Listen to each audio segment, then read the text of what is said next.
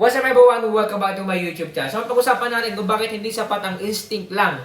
Karamihan kasi may mga instinct yung mga yan. Pero, for me, hindi ko kailangan ng instinct na yan. Mas kailangan ko yung discernment power or yung Holy Spirit para mas makita ko, mas ma-discern ko kung tama ba to, mas ma-discern ko kung totoo ba siya, at may confirmation ang Panginoon na ibibigay sa akin. Dahil alam ko na mas powerful ang Panginoon, ang kanyang ibibigay sa akin na wisdom at discernment power para mas kilala ko yung itong tao na to, kaya naman kung totoo ba to o hindi. Okay, kailangan natin mabasa lahat. Kailangan natin maging, magkaroon tayo ng discernment power. Kung wala kang discernment power, kailangan mo ang Diyos sa buhay mo. Tanggapin mo siya bilang tagapagligtas para magkaroon ka ng Holy Spirit at ma-discern mo yung isang tao kung ito siya ba totoo. Pero itong pag-usapan natin, balik tayo dun sa tanong na bakit hindi sapat ang instinct lang. Ito kasi, hindi sapat ang instinct lang. Kumbaga, parang hula-hula lang.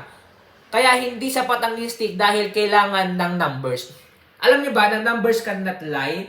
Hindi pwedeng magsinungaling ang numbers. Kaya dapat nakalagay dyan yung expenses, nakalagay dyan yung sales, nakalagay dyan lahat ng inventory. Dahil kapag yan binasa ng entrepreneur, kapag alam niyang negative.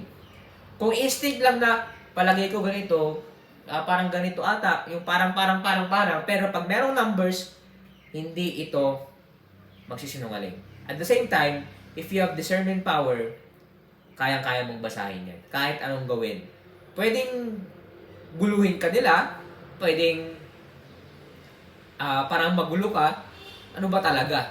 Pero I think, if God give you Holy Spirit or discernment power, kayang-kaya mo itong makita yung katotohanan, especially sa numbers.